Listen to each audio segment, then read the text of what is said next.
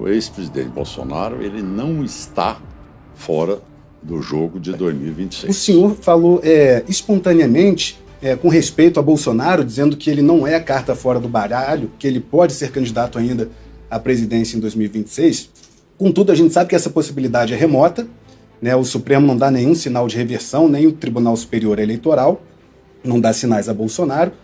E o campo da direita tem algumas candidaturas colocadas, a sua entre elas, e queria saber se o senhor pretende pedir apoio a Bolsonaro em algum momento. E também, se caso eleito presidente, se Caiado concederia um indulto a Bolsonaro se ele vier mesmo a ser condenado pelo Supremo.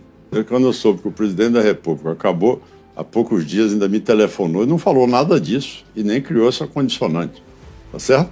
Então, se você já tem esse depoimento dele, desculpa, mas eu prefiro que isso aí seja primeiro e não levado à tese do achismo. Eu acho que, então, se acontecer, é aquela tese, se minha avó não tivesse morrido, ela estaria viva. Chama de Mindau! O governador Ronaldo Caiado simplesmente detonou com o jornalista durante a entrevista, onde ele falou sobre o julgamento de Alexandre de Moraes contra Bolsonaro, sobre se candidatar à presidência em 2026, sobre Bolsonaro estar inelegível e sobre o atual desgoverno Lula. O jornalista tenta, de todas as formas, colocar Caiado contra a parede, mas ele é muito inteligente e experiente contra as conversas tendenciosas da mídia e consegue se sair muito bem com respostas diretas que deixou o jornalista sem ter o que falar. Curta e compartilhe o vídeo, se inscreva no canal e dê a sua opinião sobre essa entrevista nos comentários. O Supremo Tribunal Federal transformou Jair Bolsonaro em réu por conta do inquérito do golpe. O ex-presidente Bolsonaro, ele não está fora do jogo de 2026. É isso? Ou seja, ele está respondendo um processo, mas tem todo o período ainda de testemunhas, e da mesma maneira como o ex-presidente Lula pôde competir, tá certo? Algo que vai acontecer em 2026, também os advogados dele provavelmente vão exercitar tudo aquilo que o judiciário dá condições de poder reverter uma decisão. Então, é um processo muito cedo para dizer que ele estaria fora deste processo, certo? Eu acho que o Bolsonaro é uma peça importante no processo e eu tenho certeza absoluta de que o Supremo terá que dar a ele toda a tramitação, em todos os níveis, como se exige num julgamento extremamente transparente. Se eleito presidente, o senhor apoiaria o impeachment de Moraes ou de outros ministros? Primeiro, Paulo, é importante que todos os telespectadores aí entendam a maneira do governador Ronaldo Caiado governar. Se nós continuarmos alimentando isto no Brasil, a quem interessa? A mídia não fala outra coisa. Tem 2 anos e 4 meses que o atual governo não governa, não trabalha, só fala de 8 de janeiro, aí só fala que vai caçar ministro. A que ponto nós estamos chegando? Você acha que isso é governar o país? Você acha que esse governo fez em 2 anos e 3 meses que não fosse polarizar este assunto? Ou seja, o Brasil não aguenta mais isso, de ser caudatário de todos os países do BRICS, de ser um país que deixa a desejar. Então, o que se tem é essa pauta no Brasil e não se fala de outra coisa. Quer dizer, é importante, é relevante um julgamento de um ex-presidente? Sim. Agora, o 8 de janeiro está até hoje na pauta. Anistia, o senhor é a favor dos manifestantes? Eu sempre disse isso. Isso eu fui o primeiro a se pronunciar. Em fevereiro de 2014, eu disse, olha, eu faria o mesmo que Juscelino Kubitschek fez quando foi vítima de um golpe, e aí sim um golpe com a reação da aeronáutica brasileira, uma estrutura que realmente quase o levou à deposição do cargo de presidente da República, e disse, olha, deixa eu trabalhar, anistia esse pessoal e eu vou embora trabalhar. Entende? Então, enquanto se fomentar esse nível, tá certo, de reação contra A e contra B, ou criar maioria para desestabilizar o Supremo, ou o Supremo achar que pode também diminuir o rito de processo, tudo isso, eu acho que é em decorrência, sabe do quê? da falta de comando do país. E se hoje o Brasil está nesse nível conflagrado, é porque não se tem uma postura de um presidente que saiba chamar os poderes, tá certo? Para uma reunião, sabendo quais são as prerrogativas de cada um e quais são os limites de cada um. O presidencialismo nos impõe essas prerrogativas. E quando se tem um clima como esse no Brasil, é por total falta de pessoa capaz de exercer a sua função. O senhor acredita que a presidência exercida por Lula é uma presidência fraca? Não, ela não existe. Ela não é fraca. Ela é amorfa, tá bom? Ela não tem forma, ela não tem paladar, ela não tem nada. É algo que você não sabe o que ela é. O senhor falou espontaneamente, com respeito a Bolsonaro, dizendo que ele não é a carta fora do baralho, que ele pode ser candidato ainda à presidência em 2026. Contudo, a gente sabe que essa possibilidade é remota, né? O Supremo não dá nenhum sinal de reversão, nem o Tribunal Superior Eleitoral não dá sinais a Bolsonaro. E o campo da direita tem algumas candidaturas colocadas, né, a sua entre elas, e queria saber se o senhor pretende pedir apoio a Bolsonaro em algum momento. E também, se caso eleito presidente, se Caiado concederia um indulto a Bolsonaro se ele vier mesmo a ser condenado pelo Supremo. Quando eu soube que o presidente da República acabou, há poucos dias ainda me telefonou e não falou nada disso, e nem criou essa condicionante, tá certo? Então, se você já tem esse depoimento dele, desculpa, mas eu prefiro que isso aí seja primeiro e não levado à tese do achismo. Eu acho que, então, se acontecer, é aquela tese, se minha avó não tivesse morrido, ela estaria viva. Você concorda comigo? Mas ela morreu, né? Então vamos negociar, vamos discutir cada tema no seu devido lugar. Ou seja, nós temos que ter aqui uma postura responsável. Não é criar factoide em cada momento da história nacional. Essas decisões, eu já disse, pelo fato de ter sido o único governador do estado que coloquei as minhas tropas de segurança para poder impedir também o acesso de pessoas a Brasília no dia 8 de janeiro.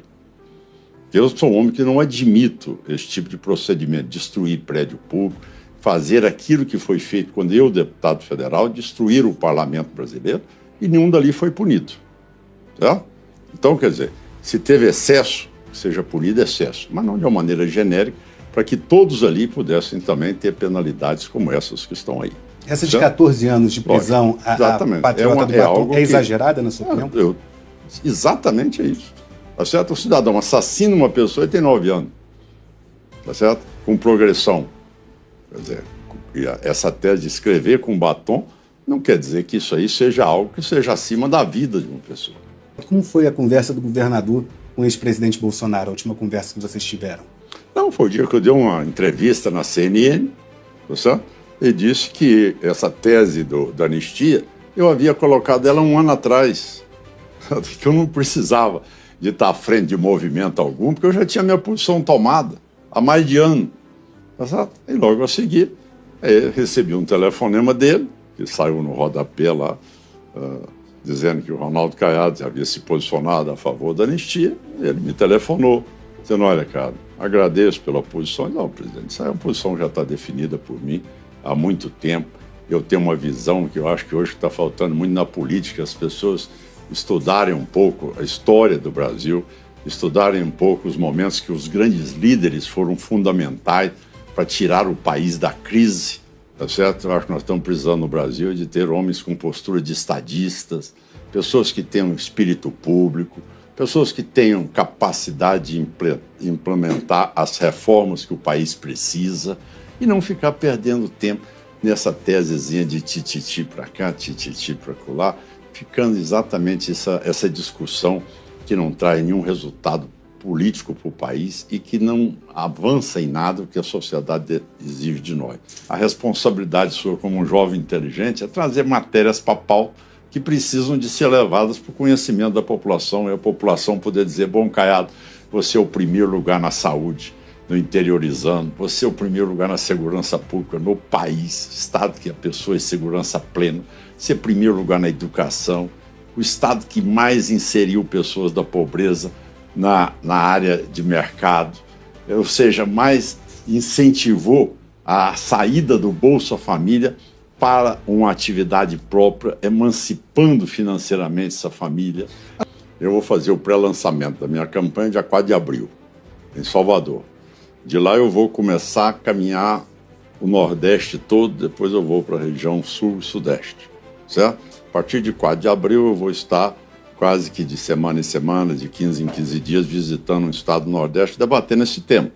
E Goiás não é um governo que é monossilábico em termos de pauta de governo. Em todas as áreas de atuação do Estado, as pesquisas feitas, Paulo, Goiás é o primeiro lugar em educação no Brasil, é o primeiro lugar em segurança pública no Brasil, é o primeiro lugar em serviços digitais prestados à população, é o primeiro lugar em transparência pela Associação dos Tribunais de Contas do país, é o primeiro lugar, ou seja, em maior percentual de pessoas que foram retiradas da extrema pobreza e foram incluídas no mercado. Então, é um Estado que ele, em tudo que ele disputa, tá certo? Ele é primeiro lugar. O senhor pretende, então, levar essa mensagem nesse tour? Sem dúvida, é o que eu quero levar para o debate, com dados, não com achismo, tá certo? Porque tem muito político, porque eu acho que imagino isso que eu vou fazer aqui, vem cá, você já fez? Não, então você é do achismo. Aí você fala, porque eu sou honesto. Você já foi testado para saber se você é honesto? É isso que é o que o Brasil espera de um governante. Agora, se for para tipo de governo de fofoca, de tititi para cá, vamos perseguir o estado de Goiás, que agora vamos tirar Goiás da licitação das rodovias federais, porque o governador de Goiás é contra nós.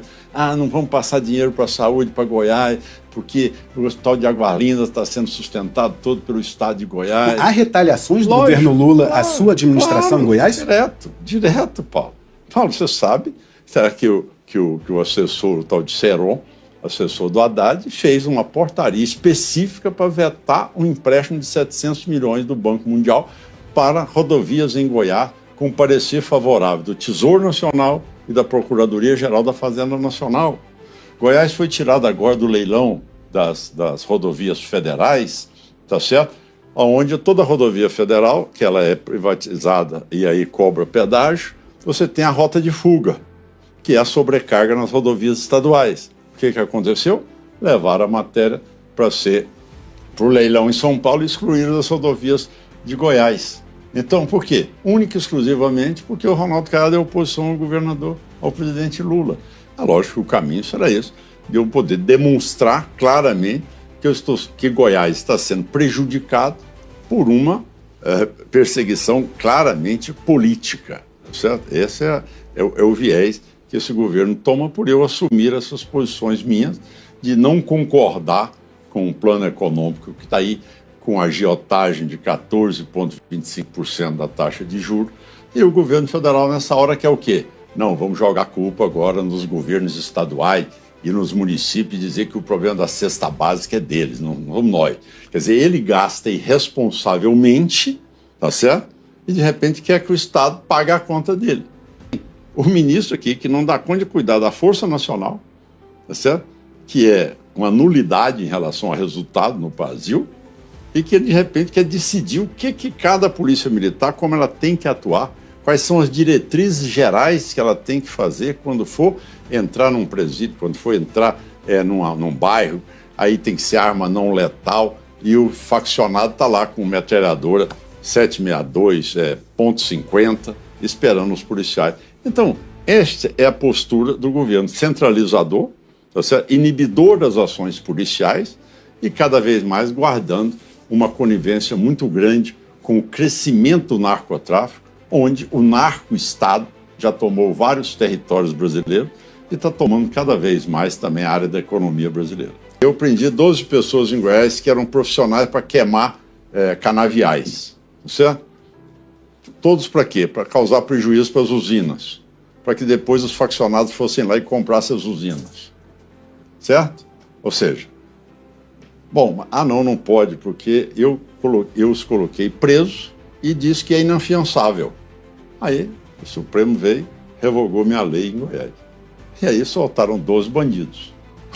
Então, quer dizer, Quem sabe da realidade econômica do seu Estado, da realidade do Estado, somos nós, governadores. Não é o Congresso Nacional aqui em Brasília, que com a lentidão, e eu vivi lá durante 24 anos, que até responder uma situação como essa que não foi respondida até hoje. Como é que você pode admitir que o crime supera o Estado instalado, tá certo, para proteger a população? Não existe isso em Goiás.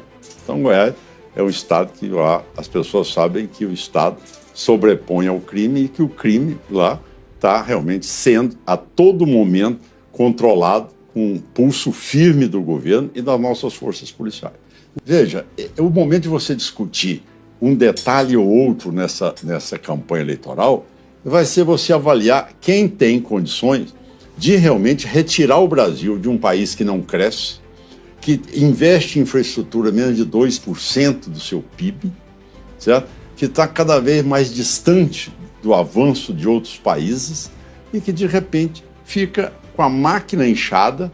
É bonito, então, vou aumentar cada vez mais minha estrutura de governo, vou apadrinhar mais gente porque eu vou garantir minha eleição no futuro. Não, eu fiz reforma administrativa, eu fiz reforma da Previdência, eu cortei comissionados, eu fiz a reforma que deveria ser feita na área de segurança e de educação. Todo mundo dizia, olha, o governador Caiado, no final do ano, ele não vai dar conta de chegar no fim de um ano de governo. Fui reeleito em primeiro turno, eleito em primeiro turno e tem aprovação de 86%. O que o povo quer é alguém que tenha capacidade de fazer o dinheiro público ser tratado com honestidade. Agora, não tem por que essa necessidade de você querer que no primeiro turno todo mundo tenha que fazer ali uma pressão para que saia apenas um. E se os outros todos cruzarem os braços? Quem é que ganha? É fácil implantar a máquina de governo? Não. Então, não se menospreza quem está no poder. Isso é principalmente com uma política populista como essa, que não tem limite em relação a gasto público. A dívida pública hoje, ela está com quase 80% em relação ao PIB nacional. Então, ele não tem limite. Ele, para aumentar aí mais dinheiro para o gás, dinheiro para o que ele quiser, ele vai aumentar. O nome da direita que for para o segundo turno contra Lula está eleito. Olha, eu tenho a certeza absoluta que vai ser por um percentual significativo. Não vai ser mais aquele percentual, se você buscar as últimas eleições, mais ou menos gira em torno de 5 milhões de votos para cá, 5 milhões de votos para lá. Tá certo? E você vê o que acontece. O povo já sabe. O Lula 3 é o Dilma 1. Ninguém quer o Dilma 2, que seria o Lula 4. Você entendeu bem? Então todo mundo, todo cidadão que está no mercado, todo cidadão que é empresário, todo cidadão que está investindo, todo cidadão que está gerando emprego, ele já diagnosticou isso. Olha, o que eu estou vivendo? Eu estou vivendo no Lula 3 o Dilma 1. Eu vou querer o Dilma 2? Então o que acontece? O PT ele ficou ancorado naquilo lá e achando que hoje o sonho de uma juventude brasileira é ter um emprego, ser seletista e ganhar dois salários mínimos. Não é. O sonho do brasileiro hoje, tá certo? É ele ser empreendedor, é ele poder ter a sua própria iniciativa, ter a sua própria empresa. Então, a desconexão do governo do PT com o Brasil como ele é muito grande. Então, ele quer praticar aquilo lá que ele trouxe. Tá bom, então é minha casa, é minha vida. Não, é PAC 2, é PAC 3, é PAC 4, é PAC nada. Enfim, é aquela bobagem que isso aí não mostra para o cidadão que o governo está realmente trazendo algo de esperança para ele. Porque ninguém suporta mais esse processo de total distanciamento da realidade do mundo, certo? Então você vê, o Brasil era um país que tinha um PIB muito maior do que a Índia, era um país bem mais desenvolvido. Hoje você chega lá e eles têm um PIB 60% maior do que o PIB brasileiro. Você vê que eles têm hoje a tecnologia deles, hoje é de primeiro mundo, eles estão avançando no combate à pobreza, as crianças todas numa formação, principalmente na parte técnica de TI, é um negócio impressionante, tá certo? Os data centers do mundo inteiro sendo ali transferido para eles. Então você vê que você respira aquele momento de crescimento. E você chega no Brasil, está aquele aquele sentimento, assim, sabe quando você entra naquela casa, assim, que ela tá com aquele cheiro de mofo, sabe? Que não entra nem luz, nem nada nela. É esse sentimento que o jovem olha para o Brasil e é uma coisa que... O senhor convidou o Gustavo Lima para entrar na política, ele deu uma entrevista aqui no Metrópole dizendo que seria candidato à presidência, mesmo com a sua intenção de ser candidato a presidente. Como o senhor recebeu essa declaração dele? E depois uma outra declaração dizendo que não vai ser mais candidato a nada, que desistiu. Foi um voo passageiro do Gustavo Lima pela política? Você sabe que ele me ligou na passagem de ano, né? Falou, cara, eu acabei de dar uma entrevista para o Metrópole dizendo que eu vou ser candidato a presidente. Falei, ótimo, quanto mais gente tiver na disputa, melhor. Aí você vai levar o seu público, eu vou levar o meu, nós dois falamos, e cada vez mais nós vamos aumentando o nosso conhecimento aí. Você já é disparado aí o mais conhecido no Brasil, aí eu falo um pouco da política, você fala um pouco da política e nós vamos cruzando esse nível de conhecimento aí, e sem dúvida vai ser uma carona enorme que você vai me dar. Eu vou poder aí caminhar ao lado do seu prestígio nacional. Então tá bom, olha, será um prazer você vir conosco e tudo e tal. E aí ele realmente, eu posso dizer que durante alguns momentos que eu conversei com ele, ele estava bem empolgado. Depois ele me liga e diz, olha, cara, eu realmente passei a ver que eu estou sendo pressionado demais, não vale a pena eu ter tantas divergências internas dentro da minha casa, dentro da área empresarial, e você sabe, a minha estrutura hoje é enorme, são milhares de pessoas que dependem de mim hoje. Eu contratei também um grande empresário na Europa, estou indo fazer grande parte desse ano de 2025 e 2026 no exterior, restringi muito os meus eventos no Brasil, tá certo? Quero passar um período fora mesmo, já estava projetado, então eu não vou ser mais candidato. Então eu respeito, ele é um homem político hoje, querendo ou não, a opinião dele reflete hoje, ele tem peso num processo eleitoral, ele tem um número de simpatizantes aí, impressionante, de seguidores aí, que bate aí a casa dos milhões e milhões de seguidores. Então, é lógico, o Gustavo Lima é uma pessoa que é meu amigo, independente deste processo, tá certo? Esse foi um momento, mas que eu convivo com ele, tenho um carinho por ele, tá certo? Pelos filhos, pela esposa, um relacionamento da minha família também com eles. Então não tem nada que afete o nosso relacionamento pessoal. Tarcísio de Freitas, uma eventual candidatura dele, como o senhor avalia uma eventual candidatura de Tarcísio? Tarcísio é meu amigo, eu tenho um carinho enorme por ele, todos nós sabemos da competência dele. Habilidoso, articulado, bom gestor, tá certo? É que, sem dúvida nenhuma, todos nós sabemos que ele tem uma capacidade, saindo candidato a presidente da República, de ser altamente competitivo. Romeu Zema, governador de Minas Gerais, do Novo, outro nome que também é aventado. Também é aventado em um grande colégio eleitoral, e que nós temos uma parceria enorme em relação das ações continuadas de Goiás com Minas Gerais, tá certo? E que me disse que está aberta a uma discussão de ser candidato a presidente da República ou de lá na frente sentar para a gente conversar. E a sua candidatura está mantida independentemente do apoio de Bolsonaro, de Tarcísio, de Zema, independentemente do apoio dessas personalidades da direita, a sua candidatura está mantida. Eu não teria aí o dom eu não teria aí a pretensão de dizer a você que é em confronto às outras. Eu estou analisando, Paulo, a minha situação específica, certo? Eu tenho que andar para ser conhecido. Cada um tem a sua peculiaridade. Por exemplo, o Tarcísio acho que deve esperar até maio do ano que vem, certo? O Ratinho acha que deve esperar não sei até quando. O Zema também. Eu não. Eu tenho que andar rápido, tá certo? Eu tenho que caminhar. Então, isto aí não quer dizer que seja afronta a qualquer um outro. Não. Cada um tem a sua estratégia. Eu tenho a minha estratégia. Qual é que é? Se eu sou de um estado que tem 5 milhões de votos, eu tenho que andar o Brasil inteiro rapidamente para ser competitivo. Então, o que é que eu preciso fazer? Ser conhecido, né? Se eu conseguir transferir isso que eu tenho hoje de aprovação no meu estado, né? Isso é o melhor dos mundos. O que você achou da entrevista de Ronaldo Caiado? Ele seria uma boa opção da direita para concorrer à presidência em 2026, Deixe a sua opinião nos comentários, curta o vídeo, compartilhe e se inscreva no canal. E se você quiser aprender a ganhar dinheiro na internet postando vídeos da forma correta para monetizar, clique no link da descrição e assista a uma aula gratuita que vai te ensinar a fazer de R$ 2 a R$ 5.000 por mês aqui no YouTube. Até a próxima!